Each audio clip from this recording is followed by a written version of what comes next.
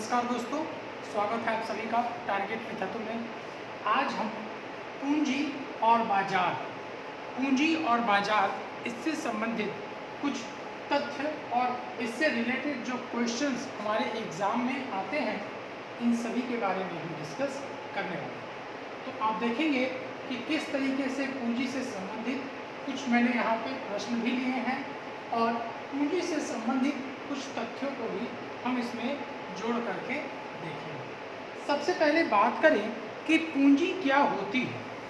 पूंजी इस तरीके से आप समझो कि मानव द्वारा निर्मित हर वस्तु जो उत्पादन में सहयोगी तो हो, किंतु उत्पादन के द्वारा वह नष्ट न हो। अर्थात अगर वह नष्ट हो जाएगा तो वो आपका पूंजी कैपिटल नहीं कहलाएगा। नष्ट होना वो क्या होता है, खर्च हो जाएगा। तो खर्च और पूंजी में अंतर है। यहाँ हम बात करेंगे पूंजी कैपिटल की, कि मानव द्वारा निर्मित वो हर वस्तु जो उत्पादन के दौरान क्या हो, नष्ट न हो, बल्कि उसमें सहयोगी हो। अब कुछ पूंजी से रिलेटेड पूंजी निर्माण या स्टॉक क्या है, आइए इसको समझते हैं। पूंजी की मात्रा में वृद्धि ही क्या कहलाता है, पूंजी स्टॉक। मतलब पूंजी निर्माण कि पूंजी को बचाए रखना, 1 रुपये, 2 रुपये, 4 रुपये, 8 रुपये, तो इस तरीके से जब आप उसको बढ़ाओगे तो आपका पूंजी निर्माण कहलाता है। या स्टॉक का मतलब भी आप समझ सकते हैं कि स्टॉक में रखना, चीज़ों को स्टॉक करके रखना, मतलब एकत्रित करके रखना। आप देखेंगे कि जब बचत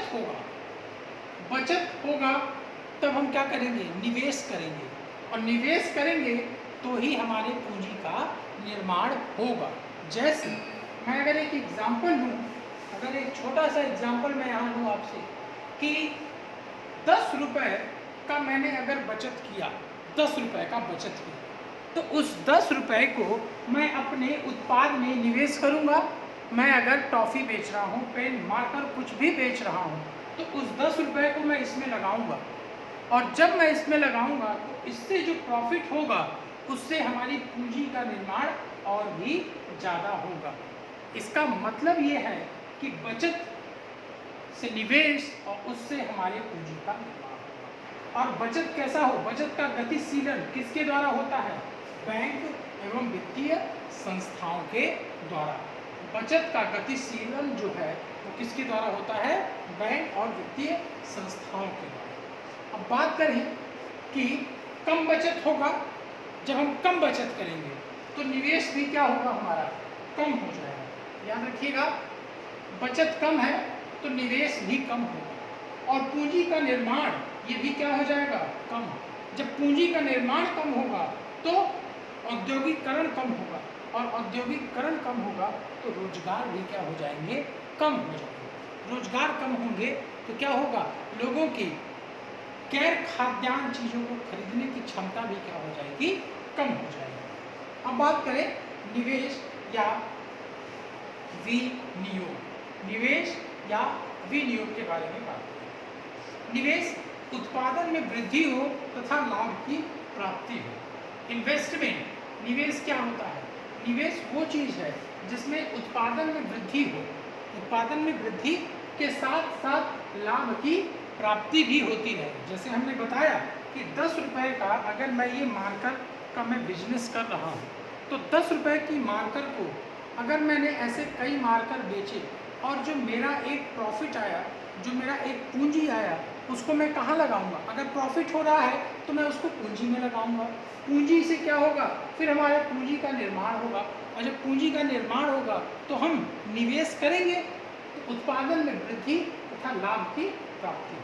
पूंजी का निर्माण, निवेश में देखोगे, अधिक निवेश करेंगे तो औद्योगिकरण भी क्या होगा, अधिक होगा, और जब औद्योगिकरण अधिक होगा, निवेश अधिक करने का मतलब कि ज़्यादा से ज़्यादा फैक्ट्रीज लगेंगे, ज़्यादा से ज़्यादा कारखाने लगेंगे, अर्थात औद्योगिकरण क्या हो रहा है, अधिक हो रहा है।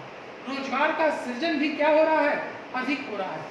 एरो, ये जो ऊपर एरो है इसका मतलब क्या है कि वृद्धि ज़्यादा, और नीचे तो जब रोजगार का सृजन होगा तो गरीबी क्या होगी, अपने आप कम हो जाएगी।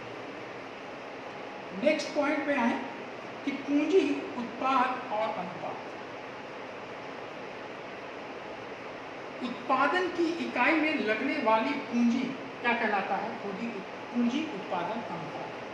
औसत पूंजी उत्पाद अनुपात क्या है, कुल उत्पादन में लगने वाला कुल पूंजी का अनुपात। नेक्स्ट हम इसके दो प्रकार बताए गए हैं, पहला और दूसरा।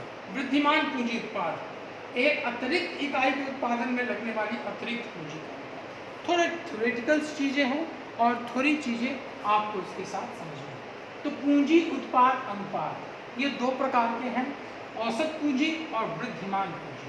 औसत मतलब आपको पता है औसत कब लगाया जाता है, पूरे नंबर पे, तो कुल उत्पादन में।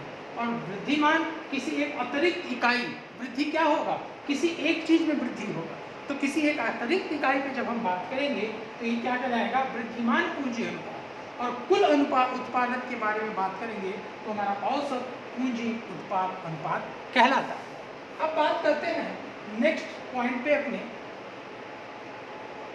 जो कि है एक ग्राफ देखेंगे कि पूंजी उत्पाद अनुपात जब ये कम होगा, जब ये कम होगा तो लागत कम हो जाएगी। लागत कम, उत्पाद क्या होगा, सस्ता हो जाएगा। जब एक मार्कर बनाने में मुझे 2 रुपये लगेंगे तो मैं इसे कितने में बेचूंगा, ज़्यादा महंगे तो नहीं बेचूंगा, थोड़ा सा प्रॉफिट लेके बेच दूंगा। लेकिन जब इसी मार्कर को बनाने में मुझे 10 रुपये लगेंगे तो मैं इसको किस तरीके से सस्ते में बेचूंगा। अर्थात कि जब पूंजी उत्पाद अनुपात कम होगा तो लागत क्या होगा, कम हो जाएगी। और जब लागत कम लगेगा तो उत्पाद सस्ते हो जाएंगे, उत्पादन की मांग, और जब इसका सस्ता होना अर्थात इसकी मांग में वृद्धि होना तय है। मांग को पूरा करने के लिए क्या होगा, उत्पादन में वृद्धि करनी होगी। मांग को जब हम पूरा करेंगे मांग को जब पूरा करेंगे तो उत्पादन में वृद्धि करनी होगी। अब उत्पादन का वृद्धि मतलब इसको ज़्यादा से ज़्यादा मात्रा में बनाना होगा, इसके लिए उद्योग का विस्तार करना होगा। उद्योग का विस्तार करेंगे, इसके लिए निवेश करना होगा। अर्थात आप देख रहे होंगे कि ये कड़ियाँ एक दूसरे से कैसे मिली हुई है ना, कि उद्योग का विस्तार करना अर्थात इसके लिए निवेश करना होगा। निवेश करने का मतलब क्या है कि रोजगार, औद्योगिकरण लाना होगा, उद्योगों का निर्माण करना होगा, औद्योगिकरण में वृद्धि करनी होगी। औद्योगिकरण बढ़ेगा तो रोजगार का सृजन होगा और गरीबी में क्या होगी, कमी आ जाएगी। अर्थात कि पूंजी उत्पाद अनुपात अर्थात जब ये कम है तो हमेशा क्या होता है, लाभदायक होता है, क्योंकि पूंजी उत्पाद अनुपात के कम होने से गरीबी में भी क्या होती है, कमी आ जाती है। जब हम बात करें कि अब जब ये ज़्यादा हो जाए, पूंजी अनुपात जब ये ज़्यादा हो जाएगा तो आप देखोगे कि गरीबी भी ज़्यादा हो जाएगी। कैसे, लागत ज़्यादा, जब इसमें लागत मैंने बताया 10 रुपये, तो अब ये उत्पाद महंगा हो जाएगा, अभी 15 रुपये का महंगा हो जाएगा उत्पाद। उत्पादन की मांग अब ये कम हो जाएगी, लोग इस मार्केट को खरीदना कम कर देंगे। उत्पादन कम होगा तो उद्योग का विस्तार भी कम होगा, मतलब जो कारखाने खुले भी हैं वो क्या हो जाएंगे, बंद हो जाएंगे और रोजगार का सृजन होगा नहीं। जब कारखाने ही बंद तो उस रोजगार का सृजन कहाँ से होगा, और जब रोजगार का सृजन नहीं होगा तो गरीबी अपने आप बढ़ जाएगी। अब बात करें लघु उद्योग एवं आधारभूत संरचना उद्योग। पूंजी उत्पाद अनुपात ये लघु उद्योग के लिए कम होना चाहिए, जबकि आधारभूत संरचना एवं भारी उत्पाद के लिए क्या होगा, ज़्यादा। अब आते हैं एक क्वेश्चन की तरफ। इस क्वेश्चन को आप लोग पढ़िए और इससे रिलेटेड आपने देखा होगा कि कई एग्जाम में ऐसे क्वेश्चंस आते हैं कि निम्न में से कौन से कथन सत्य हैं। Option A, B, A B दोनों, ए या बी, या इनमें से कोई नहीं। तो इस तरीके से हमें 4 ऑप्शन दिए आज के इस लेक्चर पे। तो चलिए इसको प्रैक्टिस करते हैं। निवेश का संबंध खर्च से होता है।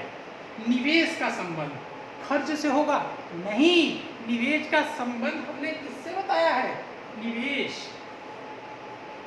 किससे संबंध है इसका, बचत से संबंध है। जब बचत करेंगे तब निवेश करेंगे, जब खर्च करेंगे, जब हमारे पास कुछ बचेगा ही नहीं तो निवेश कहाँ पे करेंगे। अर्थात कि निवेश किससे संबंधित है, बचत से, ना कि खर्च से। तो यहाँ बचत होगा, ऑप्शन ए क्या हो जाएगा, गलत हो जाएगा। पूंजी निर्माण के लिए निवेश प्राथमिक शर्त है।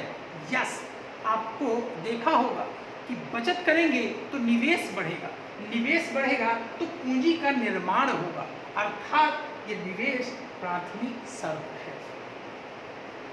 अत्यधिक उपभोग एवं अत्यधिक बचत साथ साथ चल सकते हैं, कभी नहीं। अत्यधिक उपभोग भी करो और अत्यधिक बचत भी करो, कैसे होगा? आप इस मार्कर को खूब लिखो इससे और सोचो कि इसकी स्याही भी बची रहे, ये इम्पॉसिबल है। इसी तरीके से अत्यधिक उपभोग के साथ अत्यधिक बचत, ये असंभव वाली बात है, ऑप्शन गलत हो जाएगा।